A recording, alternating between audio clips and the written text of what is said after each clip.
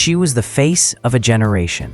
Scarlett Johansson, the husky-voiced star who grew from child actress to global icon, the highest-grossing female actor of all time, the woman who made Black Widow a symbol of strength and mystery.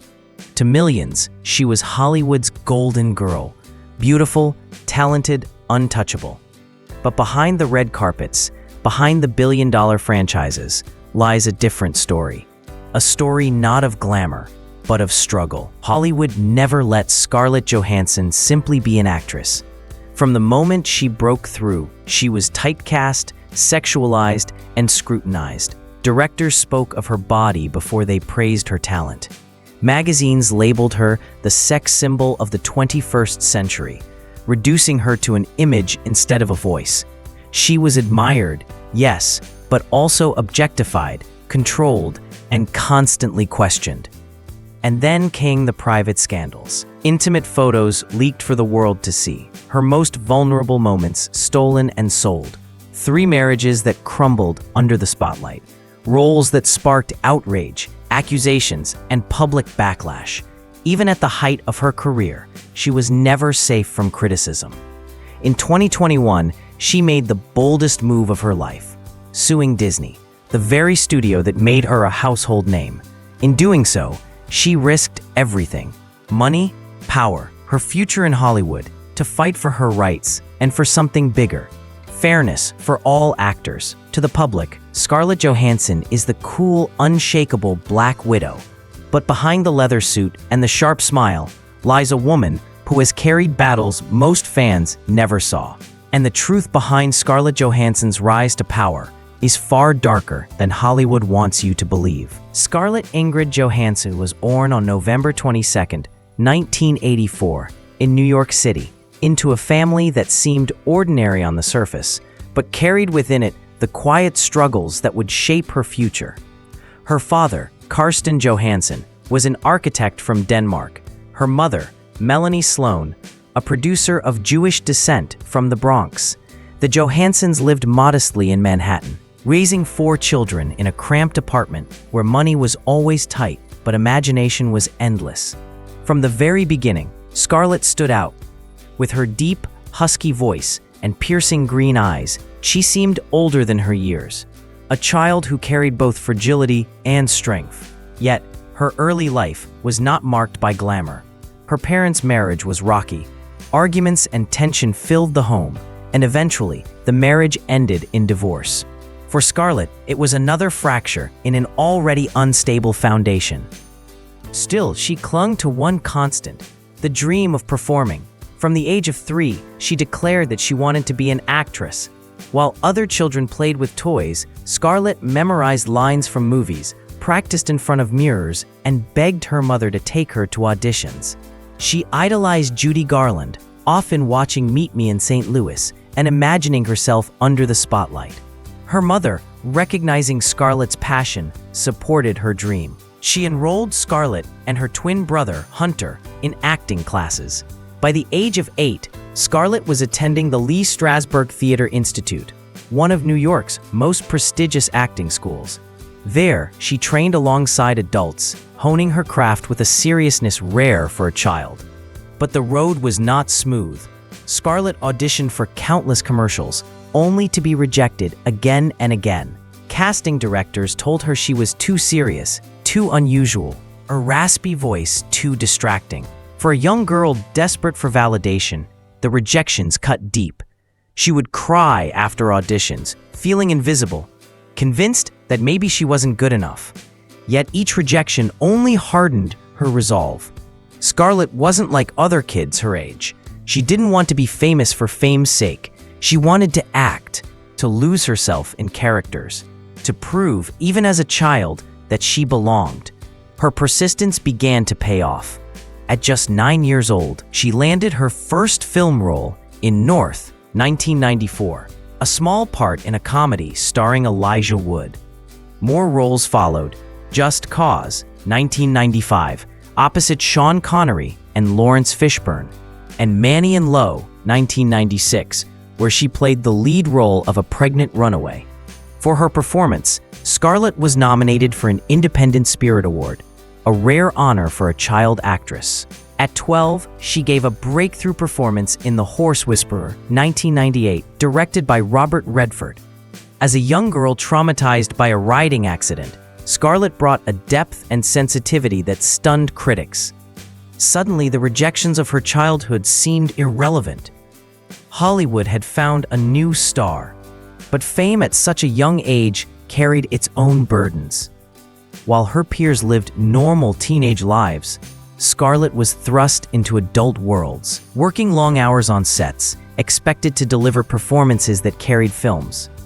The industry praised her maturity, but in truth, she had little choice. Her childhood was sacrificed to ambition. At home, money was still a struggle. The family lived modestly, and Scarlett's earnings helped support them. Her father was often distant, her mother stretched thin, trying to manage the household. Scarlett grew up fast, learning independence in a world that never gave her stability. This instability carved into her a deep hunger for recognition, for belonging, for control over her own life. And though she had found her way into Hollywood, she carried the same insecurities from her childhood: the fear of not being enough, the longing to be truly seen. By the time she reached her late teens, Scarlett Johansson was no longer just a child actress. She was on the cusp of something bigger. Her unique voice, her striking looks, and her raw talent set her apart. She was ready to break into the next level, into roles that would define her not just as a promising actress, but as a woman. What Scarlett didn't yet know was that Hollywood wasn't waiting to embrace her talent alone. It was waiting to shape her, to market her, to reduce her to something she never wanted to be: an image. The girl from a cramped New York apartment had achieved her dream, but in the process, she was about to lose something else: her innocence. By the late 1990s, Scarlett Johansson had already proven herself as one of the most gifted child actresses of her generation. But it was the early 2000s that transformed her from a promising young performer into an international star. Her breakthrough came in 2003 with Sofia Coppola's Lost in Translation. Scarlett was only 18, yet she carried the weight of the film on her shoulders, playing Charlotte, a young woman adrift in Tokyo. She projected a quiet melancholy that resonated with audiences around the world. Her chemistry with Bill Murray was haunting and tender, capturing the loneliness of modern life. Critics hailed her as luminous, calling her performance far beyond her years. At the Venice Film Festival, she won Best Actress, and overnight, Scarlett Johansson was no longer just a girl from New York. She was the new face of Hollywood. That same year, she starred in Girl with a Pearl Earring, embodying the mysterious muse of Johannes Vermeer. The camera lingered on her expressive eyes, her subtle movements, her ability to communicate volumes without speaking. With this role, Scarlett became known not only as talented, but as enigmatic, a screen presence that could captivate in silence. Suddenly, the offers flooded in. Woody Allen cast her in Match Point, 2005, where she played Nola Rice, a struggling actress entangled in a dangerous love affair. The role cemented her image as both sensual and tragic, a combination Hollywood would cling to in shaping her career. She went on to star in Allen's Scoop, 2006, and Vicky Cristina Barcelona, 2008, earning praise for her versatility and emotional range. But with the acclaim came a new challenge. Scarlett Johansson was no longer seen just as an actress. She was being sculpted into a symbol. Her husky voice, her curves, her mysterious allure made her a favorite of magazine covers and paparazzi lenses. She was dubbed the sex symbol of the 21st century, a title that both elevated her and trapped her. While she wanted to be judged for her craft, Hollywood saw something else: marketability. Journalists wrote endlessly about her body. Directors often cast her in roles that emphasized seduction over substance. In interviews, she was asked more about her lips and her figure than her characters. Scarlett herself grew frustrated. She admitted that by her early 20s, she was being typecast. Hollywood wanted her to play the other woman, the bombshell, the siren. She feared that the industry had decided who she was, leaving little room for growth. Yet, despite the stereotypes, her performances continued to shine. She worked with top directors, from Brian De Palma in The Black Dahlia, 2006, to Christopher Nolan in The Prestige, 2006. Each time, she brought depth to roles that could have easily been reduced to cliches. Audiences saw the beauty, but they also saw the intelligence, the vulnerability, the wit. By the end of the decade, Scarlett Johansson had firmly established herself as one of Hollywood's most bankable young stars. But fame brought with it a price. Her private life was suddenly public property. Her marriage to actor Ryan Reynolds in 2008 became a tabloid obsession, as did their divorce only 2 years later. Every move she made was scrutinized, every photograph dissected. Then came Marvel. In 2010, she made her debut as Natasha Romanoff, Black Widow, in Iron Man 2. The role would define her next decade. At first, critics dismissed the character as eye candy, clad in tight leather and serving as a sidekick to the men. But Scarlett pushed for more. With each film, from The Avengers, 2012, to Captain America, The Winter Soldier, 2014, she transformed Black Widow into one of the most complex heroes in the franchise. Fans admired her intelligence, her grit, her humanity. Still, even in Marvel, the old problems lingered. She fought against the sexualization of her character, against being reduced to poses instead of personality. In interviews, she spoke openly about the double standards women faced in Hollywood, about the frustration of being defined by appearance rather than skill. Her rise to fame was dazzling. She was no longer the girl struggling to book auditions, no longer the teenager fighting rejection. She was now one of the most recognizable actresses on the planet, her films grossing billions worldwide. But with every step forward, there was a shadow.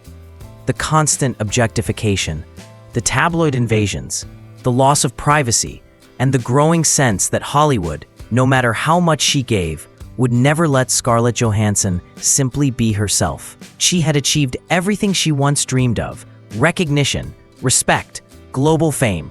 Yet beneath the triumph, the cracks were widening.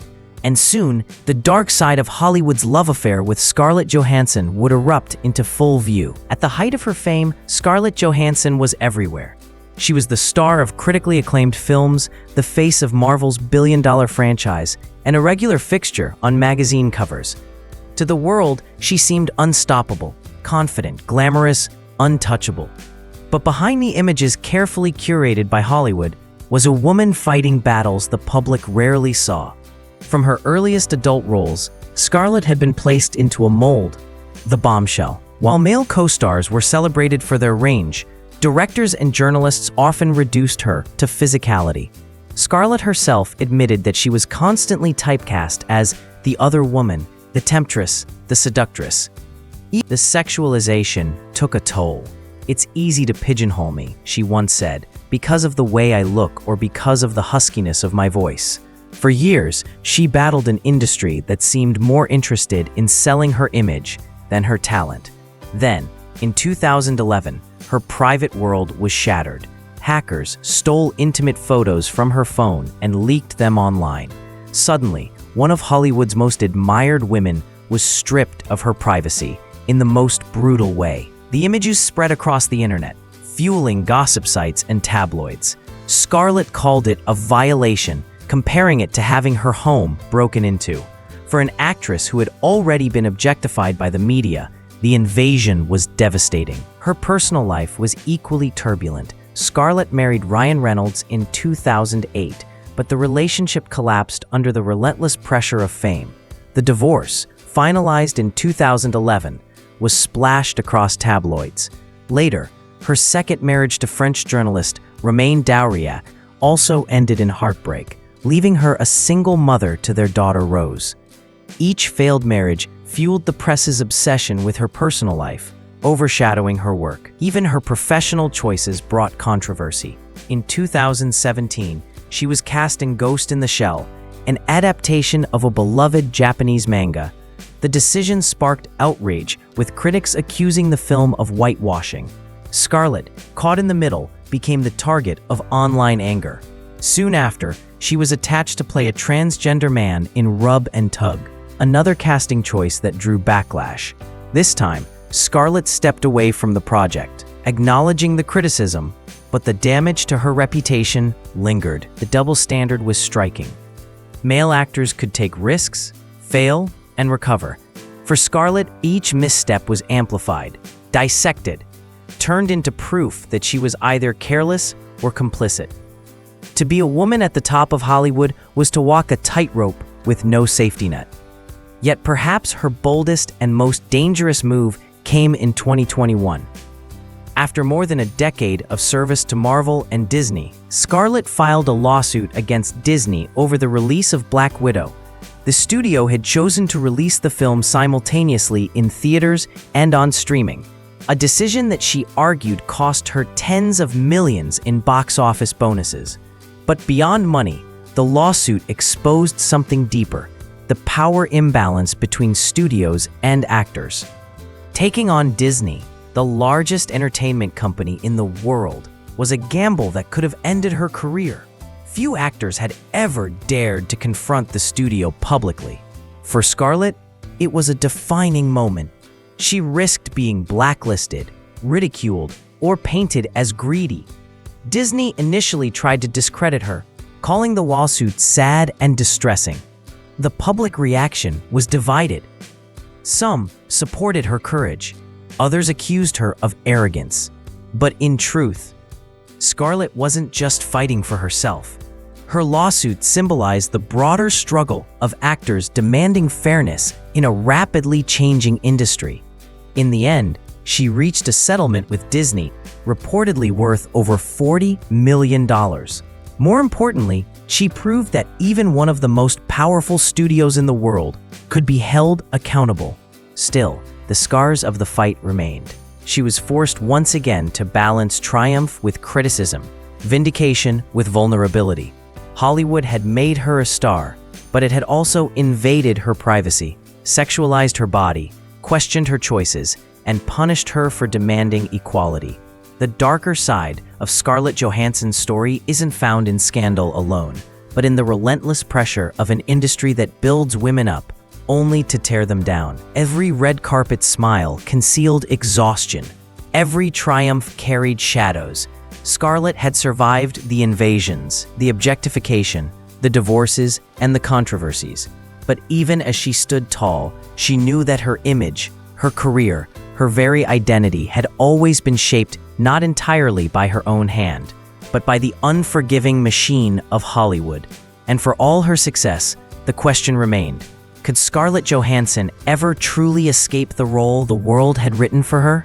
By the time Scarlett Johansson donned the black leather suit for Black Widow's long-awaited solo film in 2021, she had spent over a decade carrying Marvel's cinematic universe. Fans saw her as one of the cornerstones of the franchise, a hero who had earned her place alongside Iron Man, Captain America, and Thor. But what audiences didn't know was that behind the scenes, a storm was brewing, one that would pit Scarlett against the very empire that had elevated her to global superstardom.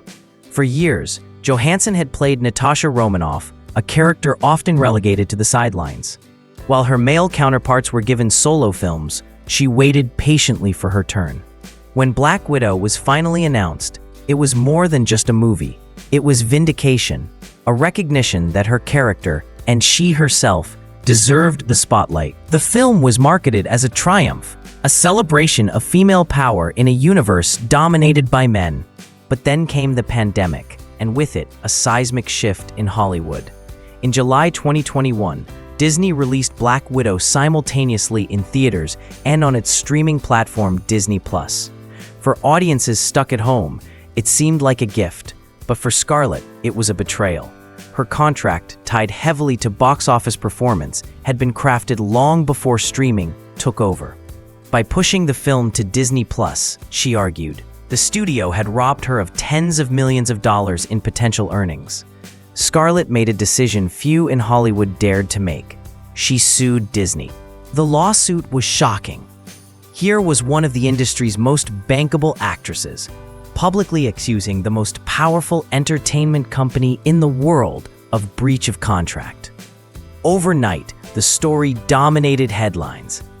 Disney responded with blistering statements, painting her as greedy, insensitive, and opportunistic during a global crisis. The studio that had once celebrated her now tried to dismantle her credibility. The backlash was swift. Some fans criticized her, arguing that she was already wealthy and didn't need more. But others rallied to her side, recognizing that the lawsuit wasn't just about money. It was about fairness, accountability, and the rights of artists in an industry tilted heavily toward corporations. For Scarlett, the stakes were enormous. She risked her career, a reputation, and her relationship with Marvel. The very machine that had made her a household name now threatened to turn her into an outcast. It was a David and Goliath battle, fought under the relentless glare of the public eye. And yet, she refused to back down. Behind closed doors, negotiations dragged on. For months, Scarlett was both lauded as a symbol of resistance and vilified as a symbol of excess. She became a lightning rod in a debate much bigger than herself. What does fairness mean in an industry where studios wield all the power? Eventually, Disney settled. The reported payout was more than $40 million, but the money wasn't the true victory. The real triumph was symbolic. Scarlett Johansson had stood up to Disney and won, but the win came with a cost. For years, Scarlett had fought to escape objectification, to define herself beyond Hollywood's labels. The lawsuit proved her strength, her determination, her unwillingness to be silenced. Yet it also underscored the tragedy of her career, that even at the peak of success, even as one of the highest-paid actresses in the world, she still had to fight simply to be treated fairly. The tragedy of Scarlett Johansson isn't measured in lost roles or box office numbers. It's measured in the invisible toll of a life lived under scrutiny, the invasion of her privacy through leaked photos, the constant reduction of her craft to her body, the failed marriages dissected by tabloids, and finally, the battle with the industry that had defined her. When Black Widow was released, fans cheered Natasha Romanoff's long-awaited moment in the spotlight. But for Scarlett, the real story was darker. The film wasn't just a finale for her Marvel character. It was the climax of her own fight for autonomy. She had played the world's most dangerous assassin. But the deadliest battle of her life was fought not on screen, but against the very system that sought to control her. And though she emerged victorious, the scars of that battle would remain. A reminder that in Hollywood, even heroes are never truly free. Today, Scarlett Johansson is remembered not only as Black Widow, the assassin-turned-hero whose sacrifice shook the Marvel Universe, but as one of the most influential actresses of her generation. She is the highest-grossing female star in history, a performer who has moved seamlessly from independent dramas to billion-dollar franchises. Her name has become synonymous with strength, allure, and resilience. But her true legacy lies beyond the screen. Scarlett dared to challenge the very system that tried to control her. She fought back against being reduced to a body, against the relentless objectification that followed her for years. She endured humiliation when her private life was stolen and splashed across the internet. And in the end, she did what few in her position ever dared. She stood up to Disney, the most powerful studio in Hollywood, and forced them to acknowledge her worth. It was a battle that cost her peace, but it won her respect. In standing her ground, she became a symbol for fairness, for the rights of artists, for every actor silenced by contracts and corporations. Scarlett Johansson's story is not one of perfection. It is one of survival, of a woman who carried the weight of expectation, exploitation, and controversy, yet refused to be broken. We love her as Black Widow. We admire her as a star. Behind the red lips and black leather, Scarlett Johansson is, above all else, a fighter. one who reclaimed her own story in an industry that never wanted her to own it. And that is why her name, her battles, and her legacy will endure long after the credits fade.